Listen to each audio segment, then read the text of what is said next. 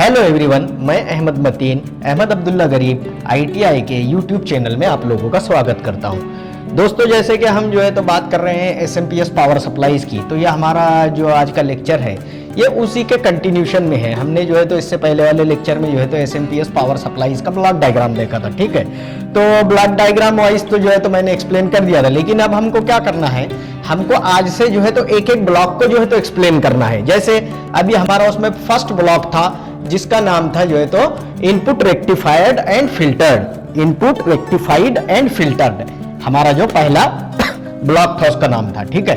तो अगर हम दोस्तों उसको डिटेल में देखना चाहेंगे उस ब्लॉक को, तो हमारे उस ब्लॉक में यानी input rectified and filter block में क्या होता है, या हमारा पहला जो ब्लॉक है उसमें एक्चुअली क्या होता है, तो उसमें कुछ इस तरह का सर्किट होता है दोस्तों। इसमें जो है तो देखिए, ये हमने जो है तो क्या किया, यहाँ लाइन और न्यूट्रल दिया है 240 वोल्ट 50 हर्ट्ज AC सप्लाई हमने इसको दे दिया।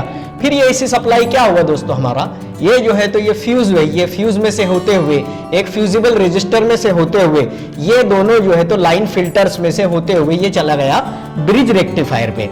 तो एक्चुअली क्या होता है दोस्तों, यहाँ पे क्या है हमारा, ये F1 का जो है तो रीजन क्या है, यहाँ पे जैसे कुछ अनफॉर्चुनेट इवेंट हो जाता है, हमारी कोई डायोड इसमें शॉर्ट हो जाती है, या हमारा समझिए हमारा कैपेसिटर वगैरह में कुछ इशू हो जाता है, या हमारा ये जो लाइन फिल्टर है इसमें कुछ इशू हो जाता है और हमारी जो है तो सप्लाई शॉर्ट हो जाती है। तो इस F1 का यहाँ पे फंक्शन ये है कि in case of short circuit और ओवर करंट ये जो है तो ब्लो हो जाएगा या जल जाएगा। इन केस अगर कुछ ऐसे होता है कि फ्यूज ब्लो ना हो पाए, तो ये हमारा एक फ्यूजेबल रेजिस्टेंस होता है या लो वैल्यू रेजिस्टेंस होता है, ये जैसे रहेगा 1.2 ओम्स या 2.2 ओम्स, इस तरह का जो है तो रेजिस्टेंस होता है ये R1। तो क्या होगा कि अगर अनफॉर्चुनेटली कुछ ऐसा हो जाए कि हमारा F1 ब्लो ना हो पाए या हमारा फ्यूज ब्लो ना हो पाए, तो हमारा ये जो रेजिस्टेंस है R ये ओपन हो जाएगा, ठीक है। उसके बाद आते हैं दोस्तों हम यहाँ से जो है तो न्यूट्रल जो है तो लाइन फिल्टर के एक कॉइल पे आया L1 पर, और हमारा जो है तो फेज F1 और R1 से होते हुए लाइन फिल्टर की दूसरी कॉइल पे आया, ठीक है। तो एक्चुअली दोस्तों यहाँ लाइन फिल्टर का काम क्या होता है, तो जैसे हम देखते हैं कि अगर हमारे बाहर से कोई मोटरसाइकिल जा रही है या कोई ऐसी जो है तो कोई हमारे पास से व्हीकल गुजर रही है जिसमें कि जो है तो हाई फ्रीक्वेंसी स्पार्किंग होती है, तो बहुत सारे टाइम क्या होता है कि जैसे हम टीवीज वगैरह बहुत सारे टाइम हम देखते हैं कि फ्लक्चुएट होते हैं या उसकी जो है तो पिक्चर वाइब्रेट होती है। तो एक्चुअली उसी वाइब्रेशंस को या उसी फ्लक्चुएशंस को, हाई फ्रीक्वेंसी फ्लक्चुएशंस को कम करने के लिए या खत्म करने के लिए ये लाइन फिल्टर्स का इस्तेमाल किया जाता है, ठीक है। उसके बाद जो है तो हम आते हैं दोस्तों हमारे जो है तो ये जो सेक्शन है हमारा, ये है ब्रिज रेक्टिफायर, ठीक है। ये हमारा ब्रिज रेक्टिफायर है।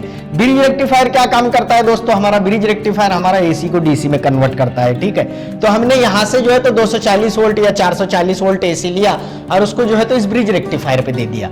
ब्रिज रेक्टिफायर ने क्या किया, उसको जो है तो हाई वोल्टेज DC में कन्वर्ट किया। अब हाई वोल्टेज DC कितना रहेगा, ये अराउंड 350 वोल्ट DC रहेगा, 300 to 350 वोल्ट DC रहेगा आफ्टर रेक्टिफिकेशन एंड फिल्ट्रेशन। अच्छा, ये क्या है हमारा दोस्तों, यहाँ पे ये हमारा है फिल्टर कैपेसिटर। ये जो है तो इलेक्ट्रोलाइटिक टाइप का कैपेसिटर होता है। यहाँ पे हम जो है तो इसमें पॉलिस्टर टाइप का कैपेसिटर हम दोस्तों इस्तेमाल नहीं कर सकते हैं। पॉलिस्टर कैपेसिटर वो होता है जो हम पंखों वगैरह में इस्तेमाल करते हैं, उसका जो है तो काम दूसरा होता है, वो फेज स्प्लिटिंग के लिए काम आता है।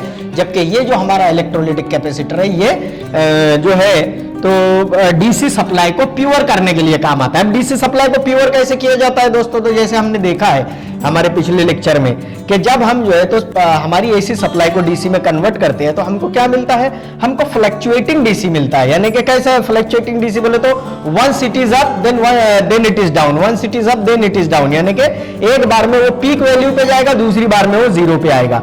तो इसे हम क्या कहते हैं, फ्लक्चुएटिंग DC कहते हैं। इन फ्लक्चुएशंस को या इसको स्मूथ करने के लिए हम क्या करते हैं, फिल्टर कैपेसिटर का इस्तेमाल करते हैं। एक बार हमने फिल्टर कैपेसिटर लगा दिया DC सप्लाई में, तो क्या होगा कि हमारा जो पावर सप्लाई है, रेक्टिफाइड पावर सप्लाई है या रेक्टिफाइड DC सप्लाई है, वो क्या होगा, हमारा प्योर DC सप्लाई में कन्वर्ट हो जाएगा, प्लस उसका जो पीक वैल्यू है वो भी बढ़ जाएगा।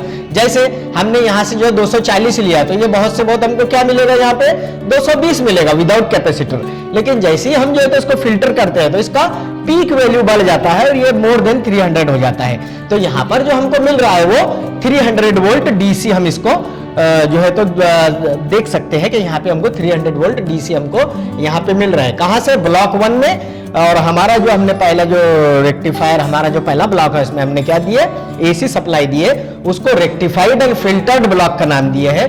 तो कुछ इस तरह से दोस्तों हमारा rectified and rectification and filtration का जो ब्लॉक है कुछ इस तरह से काम करता है। फिर हमारी जो यहाँ पे प्लस और माइनस ये है, ये हमारी सप्लाई आ गई है। ये अराउंड 300 वोल्ट सप्लाई होती है जो हमारे अगले ब्लॉक को चली जाती है।